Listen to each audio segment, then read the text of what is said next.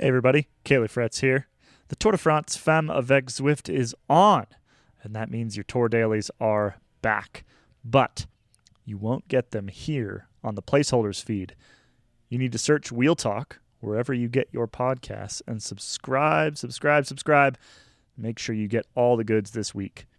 Alternatively, you can become a member at escapecollective.com/TDF and get all of our pods in one place. Now, I'll leave you with a little taste of this week's Tour Dailies with Abby, Loren, and Tilda. Enjoy.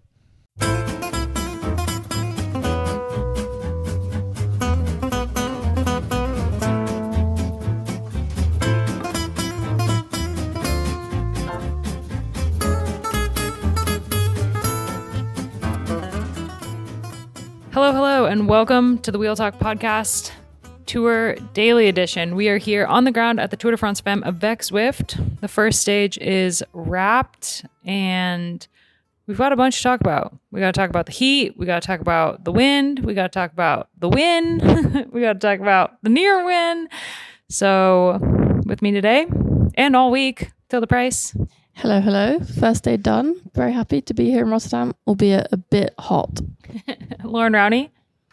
Yeah, g'day. Happy to be here as well. Survived the first day, unlike my ice cream. Oh, yeah, we'll tell that story. We'll tell that story later. Well, we'll start with the bike racing because what a stage. Opening stage of the tour is always a little bit hectic, and we knew today was going to be a little bit hectic, even more than normal because we're in the Netherlands instead of in France. And the roads here are a bit trickier to navigate. There's a lot more road furniture. Going into the race, some riders were not super happy about the change in venue, which we will also talk about in a second. And we have an audio diary from Emma Norsgaard of Movistar with this very topic.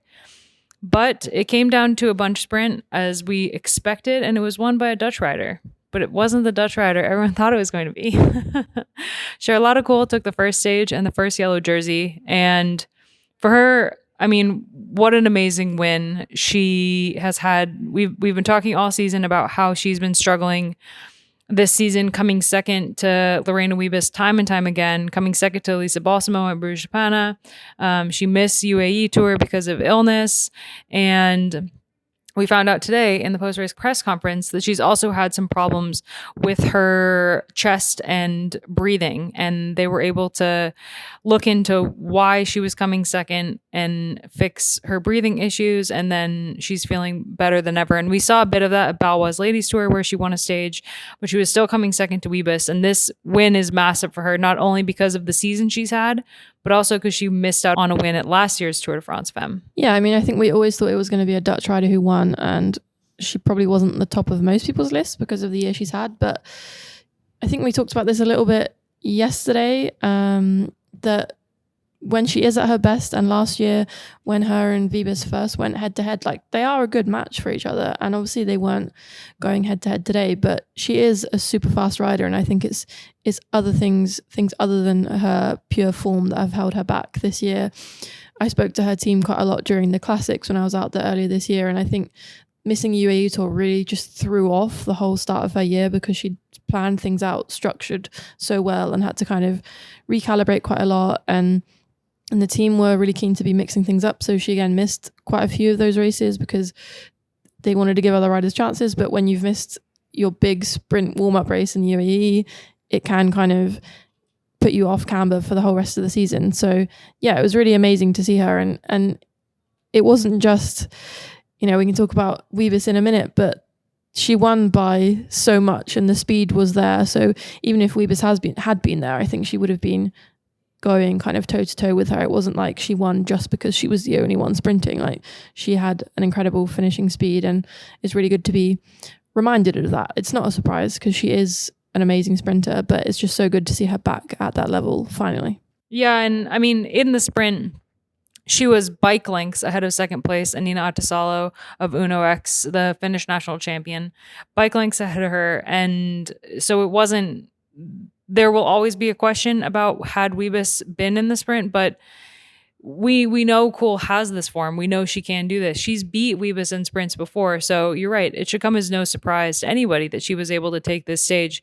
And maybe the least surprise is her team, because they've been around her this whole time as she's worked on the breathing and as she's gone through disappointment after disappointment. I mean, she said after the stage that coming second didn't upset her at all. It was that she didn't feel like she was performing at her best. And that's what was more frustrating than coming second time and time again to Lorena Wiebes. And so it's a huge accomplishment for her. Dutch rider has been having one hell of a season in the worst possible way. And now she's going to start the second stage in Rotterdam on home soil wearing the yellow jersey, which is like what every rider dreams of.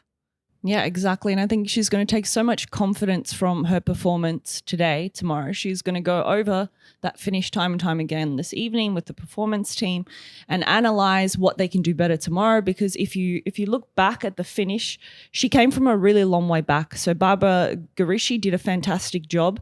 Had Wiebes been there to put in the right position, and Garishi actually gapped everyone. So Kuhl had to go. Came over the top of Garishi. Garishi looks over her shoulder, thinks, where's Wiebes? And then the race was done. But like Tilda said, she was bike lengths ahead. So clearly the form is there, the speed is there. I'm really looking forward to the battle tomorrow against Wiebes and Kuhl, because we know Wiebes was very disappointed with how the ending went today.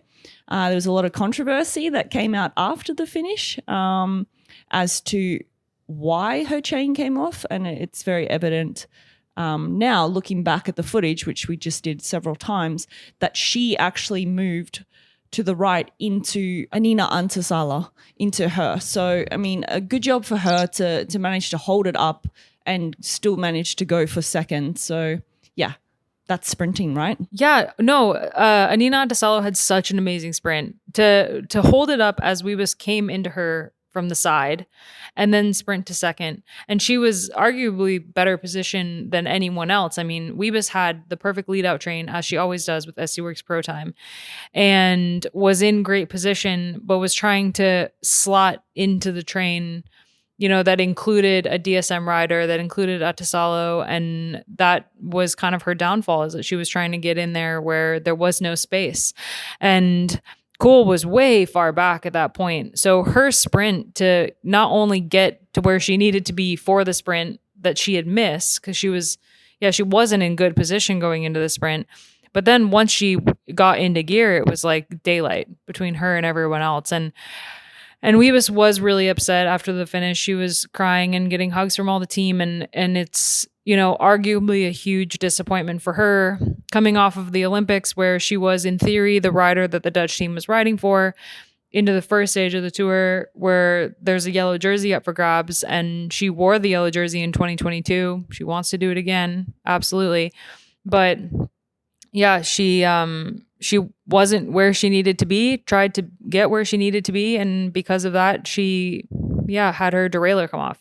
Yeah, I always think with SD Works and Wiebes that they're kind of a team that like to win from the front. I mean, they like to be in control. They like to be in the front. They like to have everything under, like, to go the way they want it to go. And this is where we see them unravel, is that if anything goes a little bit wrong, like they were just sort of on the wrong side of the road today and they had to correct that and move over. But then as soon as something isn't quite exactly what they planned, we see them run into problems. And I think we've seen it quite a lot of times, not just in sprints, but in other stages where they've had a plan and have been really inflexible to move from it. And I think kind of other teams just throwing a tiny bit of chaos at them just is their downfall. And it's kind of difficult to watch because, like, of course they are really used to leading out from the front and just being better than everyone else, but you can't rest on that. You do need to be able to navigate these situations. And Wiebes kind of isn't, and she has come on into these situations a couple of times this season, has made comments about respect, and then today the team slightly butchered what they said about it, saying someone rode into her, which other teams obviously do not think is how that happened, and I think anyone watching it back would say that is not the way around that it happened. That might just be a poor turn of phrase, but they do think that kind of you do get the impression sometimes that they think that they own the road a little bit in those situations, and they just don't. And especially in a race like the Tour, everyone wants to win, and everyone's not just going to part for you and leave the door open for you to win the stage. And this is exactly what Kuhl said after the stage, that DSM thrives with chaos. And that's exactly what they needed to beat Wiebes today. So it was the perfect day for Kuhl in the end, because chaotic was the sprint. And they kind of, SC Works Pro Time kind of did it to themselves in a way. Take notes for stage 2, other teams.